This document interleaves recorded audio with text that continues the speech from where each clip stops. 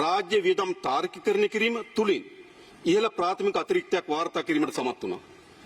මෙම ප්‍රාථමික අතිරික්තය අඛණ්ඩ ඉහළ යාම දළදේශීය නිෂ්පාදිතයේ ප්‍රතිශතයක් ලෙස මධ්‍යම රජයේ ණය ප්‍රමාණය 2022 වසරේ පැවති 104.2ක අගයේ සිට 2026 වසර අවසන් වන විට 96.8 දක්වා කැපී පෙනෙන ලෙස අඩුවීමට දායකත්වය සපයනවා.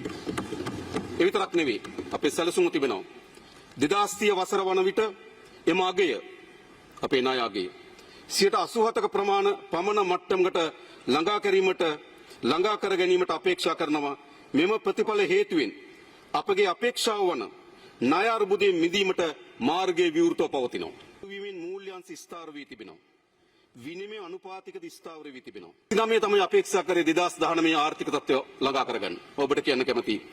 එහෙත් 2025 වසර අවසන් වන විට අප අර්බුදයට පෙර පැවති ආර්ථික තත්ත්වය ළඟා කර ගැනීමට හැකියාව ලැබෙන බව මම මේ සභාවට සතුටින් ප්‍රකාශ කරන්න කැමතියි.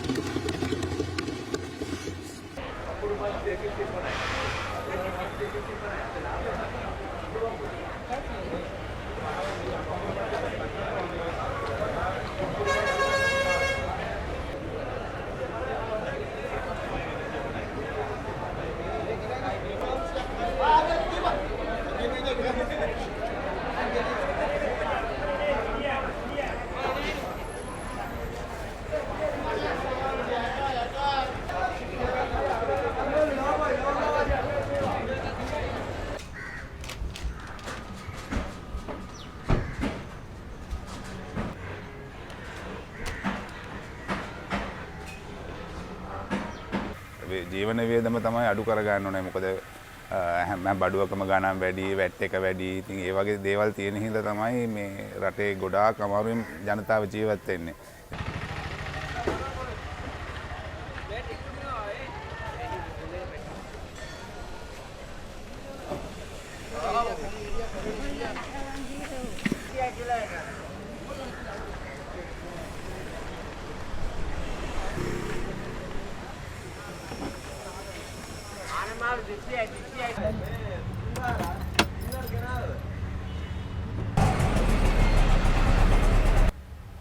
කොහොම හරි ඉතින් ජීවිතේ ගැට ගහ ගන්න අපි මේවා කරගෙන යනවා ඉතින්. ඒක බලාපොරොත්තු වෙන්නේ පුළුවන් තරම් මොකක් හරි අපිට සාහනයක් ලැබෙන විදිහට. ඒ කියන්නේ පෙට්‍රල් ඩීසල් අඩු වුණොත් ටිකක් හරි අපිට සාහනයක් තියෙනවා. 135 කියන්නේ 10යි 11යි 12යි කරෝලයි 13යි නේ. තුන් දෙකක් දාන්න.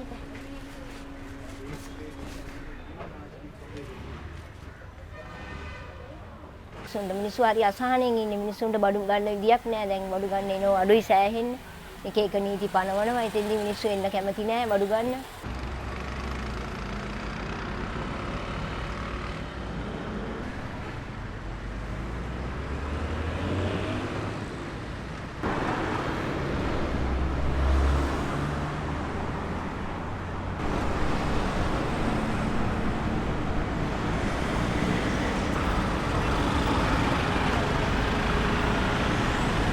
For more such videos, subscribe to the NewsX YouTube channel, hit the bell icon.